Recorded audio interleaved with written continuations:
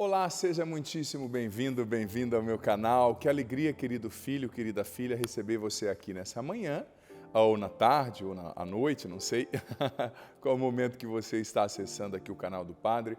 Seja muitíssimo bem-vindo, bem-vinda.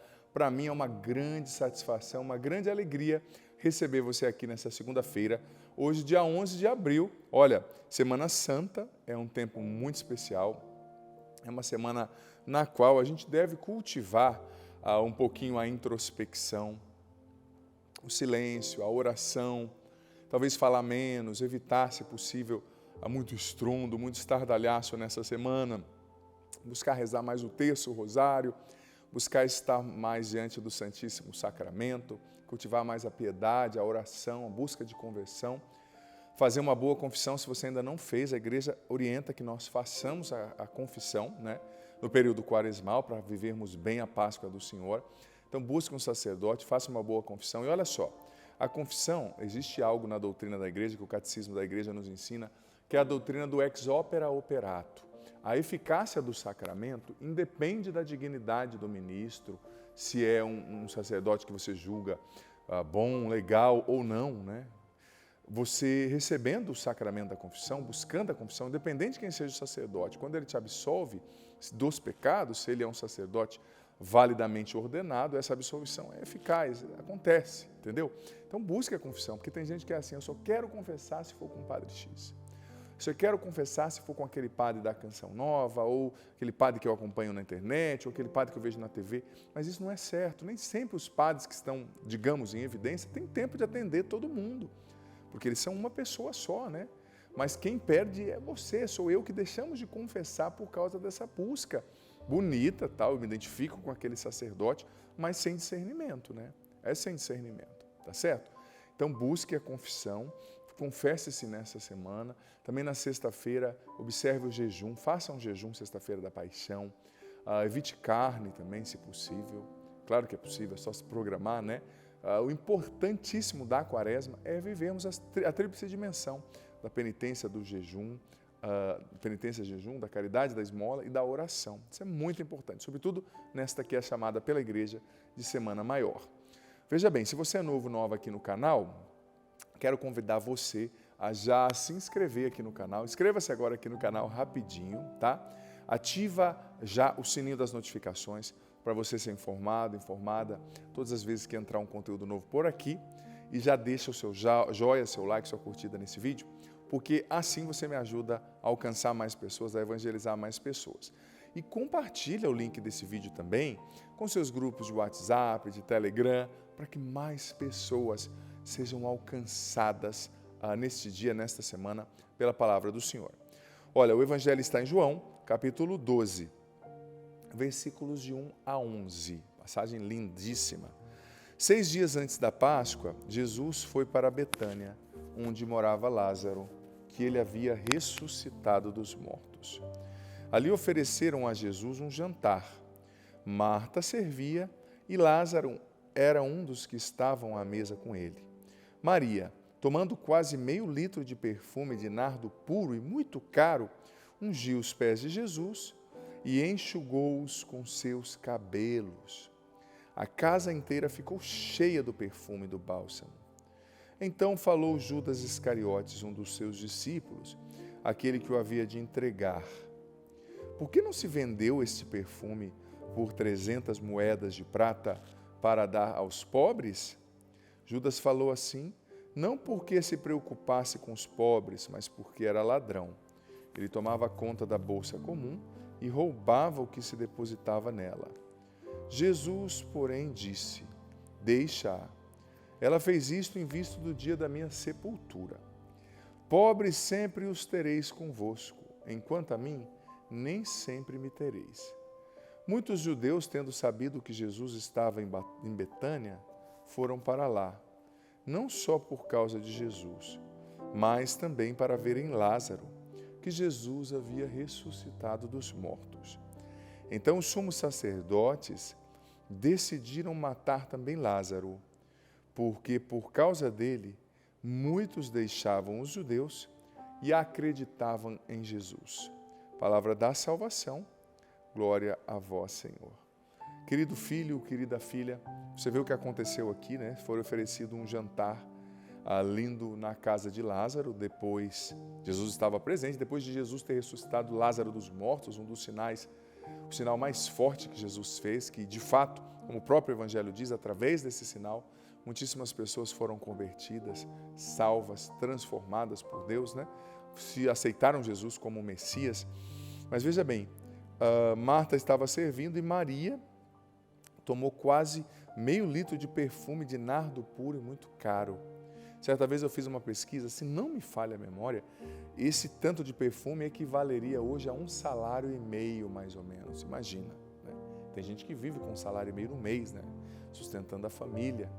Então o perfume custava tudo isso. Então ela ungiu os pés de Jesus e enxugou-os com os cabelos. Ela demonstrou muito amor para com Jesus, ela esteve ali aos pés de Jesus. Essa é uma expressão da hiperdulia, né, da adoração concreta do coração que se rasga diante de Deus, que manifesta amor a Deus. Né? O melhor da nossa vida deve ser dado a Deus. O zelo pela casa de Deus deve nos consumir.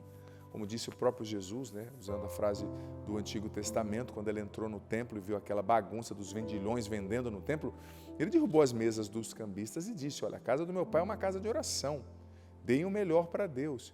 Parem de fazer do meu pai, da casa do meu pai, né, do templo, uma casa de comércio somente. Né? É tão bonito quando a gente vê alguém que dá o melhor para Deus. É tão bonito, eu, por exemplo, que sou padre, né?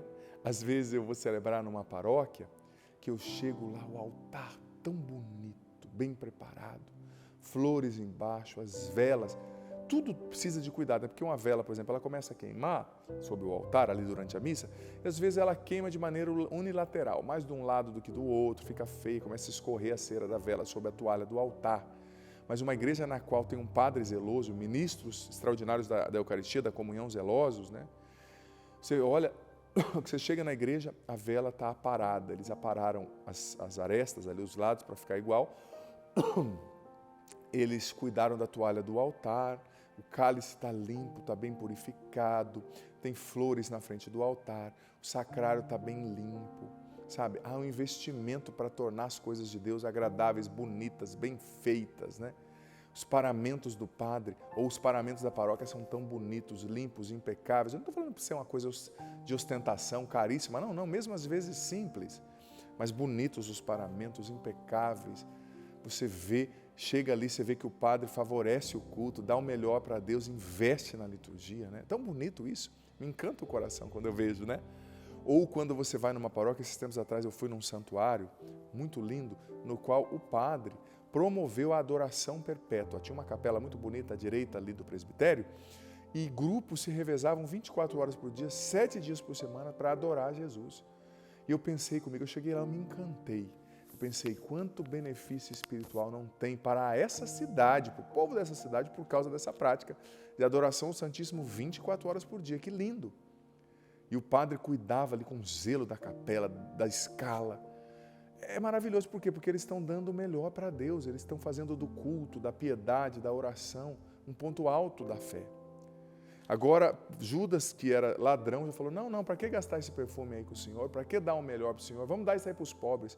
Aí Jesus disse, não, pobres vocês vão sempre ter entre vocês, mas eu sou Deus, eu mereço o melhor amor, a melhor atenção, o melhor investimento, porque veja bem, gente, a igreja não é uma ONG comunista, a igreja não é uma ONG para somente fazer uma ação social, a igreja também faz ação social, mas ela o faz por causa de Jesus, porque ela adora a Deus, porque quando a gente adora a Deus de verdade, isso não fica só entre nós, a gente tem que transbordar isso em amor, em caridade, em ação social, mas a finalidade da igreja não é a ação social, é a adoração de Deus, o louvor de Deus e a evangelização dos homens.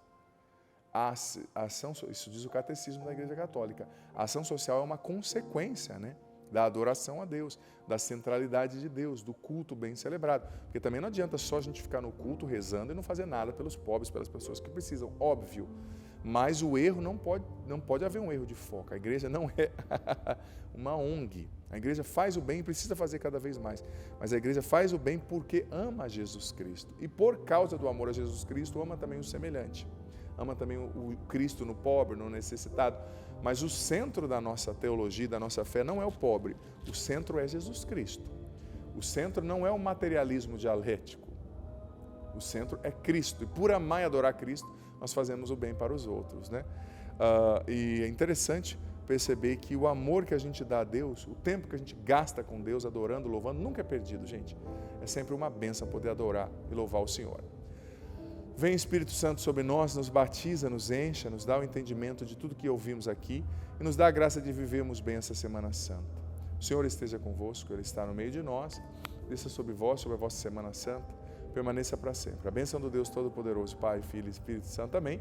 Também sobre a água, Pai, Filho e Espírito Santo, amém. Olha, nós estamos na Semana Santa, então eu quero convidar você a fazer um retiro aqui mesmo.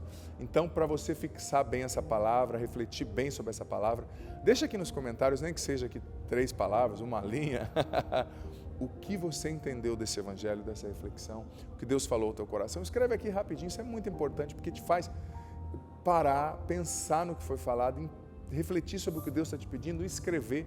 Tudo isso faz com que você internalize a palavra, porque tem gente que é assim, ouve isso aqui, já entra em 5 grupos de WhatsApp, já vê mais 5 vídeos, já corre trabalhar, nem reflete na palavra, aí a palavra não se fixa na alma, no coração, na mente e não produz frutos, tá bom? E deixa aqui nos comentários também os seus pedidos de oração, o nome das pessoas, as situações pelas quais você quer que o Padre reze, que o Padre vai rezar com muito gosto. Ótimo dia para você.